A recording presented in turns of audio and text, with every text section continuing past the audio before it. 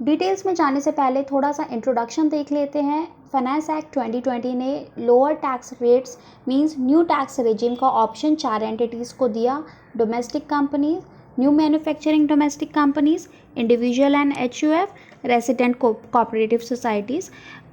यहाँ पे हम लोग इंडिविजुअल एंड HUF को जो न्यू टैक्स रेजिम का ऑप्शन मिला है उसे डिस्कस करेंगे। ये चार्ट है जो आपके काफ़ी सारे डाउट्स को क्लियर करेगा। What is tax slab? Existing old tax regime में टैक्स स्लैब है 2.5 लाख तक की इनकम पे कोई भी टैक्स नहीं है। 2.5 लाख से 5 लाख पे 5% का टैक्स आता है। 5 से 10 लाख की इनकम पे 20% और 10 लाख से ऊपर जितनी भी इनकम होती है उस पर 30% का टैक्स स्लैब है। न्यू टैक्स रेजिम में क्या स्लैब है? Up to 2.5 lakh there is no tax liability. 2.5 lakh से 5 लाख पे 5%, 5 से 7.5 पे 10%, 7.5 से 10 पे 15%, 10 से 12.5 लाख 20%, 12.5 से 15 लाख 25% और 15 लाख से ऊपर जितनी भी टैक्स इनकम होगी उस पर 30% का टैक्स अट्रैक्ट होगा। अब यहाँ पे आप खुद ही देख सकते हैं 2.5 लाख से 5 लाख दोनों में 5% है, यहाँ तक कोई डिफरेंस नहीं आता है। इन ओल्ड रेजिम 5 लाख से 10 लाख की इनकम पे 20% डायरेक्ट टैक्स लाइबिलिटी होती है, बट न्यू टैक्स रेजिम में अगर आपकी इनकम 5 लाख से 7.5 लाख रुपए के बीच है तो टैक्स लाइबिलिटी केवल 10% की ही आती है, जो कि ओल्ड टैक्स रेजिम में स्ट्रेट फॉरवर्ड 20% की है। उसके बाद 7.5 से 10 लाख ओल्ड रेजिम में 20% की लाइबिलिटी है, न्यू में 15% की लाइबिलिटी है। उसी के साथ आगे बढ़ते हैं। 10 से 12.5 लाख रुपए की इनकम है आपकी तो न्यू टैक्स रेजिम में 20% की टैक्स लाइबिलिटी आती है, जबकि ओल्ड रेजिम में डायरेक्ट 30% का टैक्स रेट अट्रैक्ट होता है। 12.5 से 15 लाख के बीच की इनकम है तो यहाँ पे 25% की टैक्स लाइबिलिटी है, जबकि ओल्ड रेजिम में अगर आप होते तो 30% ही पे कर रहे होते। अब 15 लाख 30% और यहाँ पे 10 लाख के ऊपर ही 30% टैक्स रेट्स स्टार्ट हो जाते हैं। This is the tax difference. आगे बढ़ते हैं। Extra benefit to senior and super senior citizen. In old regime क्या होता था, जो ये ऊपर जो टैक्स स्लैब अभी डिस्कस किया है वो 60 ईयर्स तक के लोगों के लिए एप्लीकेबल थे। अगर कोई पर्सन है उनकी एज 60 से 80 ईयर्स के बीच में है तो उनके लिए basic exemption limit 3 lakh rupees थी, जो अगर norm up to 60 years exemption limit is 2.5 lakh रुपए। इन ओल्ड टैक्स रेजिम की बात कर रहे हैं। 60 से 80 ईयर्स में 3 लाख की एग्जम्पशन लिमिट है, यानी अगर इनकम स्टार्ट होती है 3 लाख तक कोई टैक्स नहीं लगेगा 60 से 80 ईयर्स वालों को। उसके ऊपर जो भी इनकम आती है टैक्स स्लैब के अकॉर्डिंग टैक्स लाइबिलिटी अराइज होगी। और सुपर सीनियर सिटीज़न जो भी हमारे इंडिविजुअल्स या HUF 80 ईयर्स से ज़्यादा हैं उनके लिए बेसिक एग्जम्पशन लिमिट 5 लाख थी, और उसके ऊपर अगर इनकम आती है उनकी टैक्स स्लैब के अकॉर्डिंग टैक्स अट्रैक्ट होगा। In old tax regime, in new tax regime there is no such provision. सभी इंडिविजुअल्स के लिए सेम टैक्स स्लैब रखा गया है। रिबेट की बात करते हैं। रिबेट अंडर सेक्शन 87A ये होता क्या है? इन ओल्ड टैक्स रेजिम अगर कोई पर्सन है उनकी इनकम 2.5 लाख रुपए से 5 लाख रुपए के बीच में है, उनको टैक्स स्लैब के हिसाब से 5% का टैक्स लाइबिलिटी अराइज होता है। लेकिन गवर्नमेंट क्या कहती है, अगर आप 2.5 लाख से 5 लाख रुपए तक अर्न कर रहे हैं तो आपकी जितनी भी टैक्स लाइबिलिटी है उसे हम माफ़ कर देंगे। और ये माफ़ करने का प्रोविज़न सेक्शन 87A के अंडर दिया हुआ। If taxable income is up to 5 lakhs then tax rebate up to rupees 12,500 is available. No tax liability for income up to rupees 5 lakhs. Ultimately क्या होता है, अगर आपकी इनकम 5 लाख रुपए तक की है तो कोई भी टैक्स लाइबिलिटी अराइज नहीं होती है बिकॉज ऑफ दिस रिबेट। तो 5 लाख रुपए तक की इनकम टैक्स फ्री हो जाती है, कोई टैक्स नहीं देना है। ऐसा प्रोविज़न ओल्ड टैक्स रेजिम में है और same provision new tax regime में भी उन्होंने रखा है। 2.5 लाख से 5 लाख रुपए पे 5% की टैक्स स्लैब तो है, बट रिबेट की वजह से अगर इनकम सिर्फ 5 लाख रुपए तक की है कोई भी टैक्स लाइबिलिटी अराइज नहीं होगी।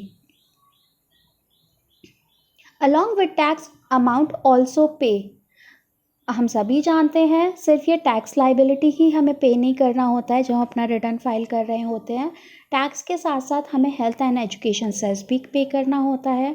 दोनों health and education cess new and old regime में सेम अमाउंट है। 4% ऑफ टैक्स अमाउंट, जितना भी टैक्स लाइबिलिटी आता है ऊपर स्लैब के हिसाब से, उसका 4% एडिशनल पे करना होता है in the name of health and education cess. After this surcharge भी पे करना होता है। अगर इनकम आपकी 50 लाख रुपए से 1 करोड़ के बीच की है तो 10% का सरचार्ज होता है। मीन्स आपकी इनकम 50 लाख से 1 करोड़ रुपए की है, आपको टैक्स अमाउंट पे करना है जो कि कैलकुलेट करेंगे हम ऊपर स्लैब रेट के according. Second is health and education cess, that is 4% of the tax amount, वो पे करना है। साथ में आपको सरचार्ज भी पे करना है। In old tax regime, 10% of income tax if your income is from 50 lakhs to 1 crore, और अगर इनकम 1 करोड़ से ज़्यादा एक्सीड हो रही है तो सरचार्ज 15% का लगेगा। बट न्यू टैक्स रेजिम में क्या प्रोविजंस हैं? हेल्थ एंड एजुकेशन से 4%, इसमें कोई डिफरेंस नहीं है। सरचार्ज में काफ़ी ज़्यादा डिफरेंस आ जाता है। अगर आपकी इनकम 50 लाख रुपए से एक्सीड करती है तो 10% का सरचार्ज है। 1 करोड़ से एक्सीड करती है तो 15% का सरचार्ज है। 2 करोड़ से एक्सीड करती है तो 25% का सरचार्ज है। और 5 करोड़ से एक्सीड करती है तो 37% of tax amount you have to pay as surcharge. तो टैक्स के साथ साथ education, health and education cess and surcharge भी पे करना होता है। इसके बाद rental income from house property, अगर हमारी कोई रेंटल इनकम हो रही है, हमारी कोई बिल्डिंग है, हमने लेट आउट किया हुआ है, तो ओल्ड प्रोविजंस में क्या होता था, सपोज 10 लाख्स का हमारा ईयरली रेंट आता है, 30% फ्लैट डिडक्शन मिल जाती थी अंडर सेक्शन 24। अभी 10 लाख रुपए में से 30% का डिडक्शन मिल गया तो केवल 7 लाख रुपए ही as a income from house property taxable होती थी। तो ये 30% का बेनिफिट हमें ओल्ड रेजिम में मिलता था और न्यू रेजिम में भी मिलेगा। यहाँ पे प्रोविजन में कोई चेंज नहीं आया है। Option to choose between old and new tax regime will be available every year. क्या हम हमेशा ये ऑप्शन चूज करना पड़ेगा? अभी ओल्ड टैक्स रेजिम की बात करें तो ऐसा कुछ राइज ही नहीं होता है क्वेश्चन। बट अभी न्यू टैक्स रेजिम सपोज किसी ने ऑप्ट किया है तो उसे नेक्स्ट ईयर क्या करना होगा, इसे देखते हैं। यहाँ पर पर्सन को 2 पार्ट्स में डिवाइड किया है। एक जो लोग बिजनेस एंड प्रोफेशन करते हैं और जो लोग नहीं करते हैं। तो पहले बात करते हैं जो लोग नहीं करते, income other than business profession. उनके पास हर साल ये ऑप्शन रहेगा, वो न्यू या ओल्ड जो भी उनको बेटर लगता है उस टैक्स रेजिम को ऑप्ट कर सकते हैं और उसमें ही अपना रिटर्न फाइल कर सकते हैं। अगर आपकी income salary, house property, capital gain या अदर सोर्सेज से ही आती है, आप बिज़नेस प्रोफेशन नहीं करते हैं, आप हर साल चूज़ कर सकते हैं। अगर आप बिज़नेस या प्रोफेशन कर रहे हैं तो आप फर्स्ट ईयर में तो आप चूज़ कर सकते हैं न्यू टैक्स रेजिम को।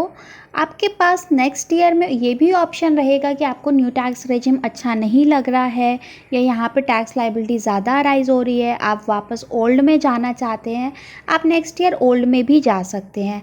लेकिन अगर आप बिज़नेस प्रोफेशन की इनकम है आपके ITR में, एक बार आप न्यू चूज़ करके ओल्ड में जा चुके हैं तो आप दोबारा न्यू टैक्स रेजिम में नहीं आ सकते। तो जो लोग बिज़नेस एंड प्रोफेशन करते हैं वो एक बार न्यू चूज़ करके नेक्स्ट ईयर ओल्ड में तो जा सकते हैं, लेकिन थर्ड ईयर अगर वो न्यू में दोबारा वापस आना चाहते हैं तो ऐसा अलाउड नहीं है।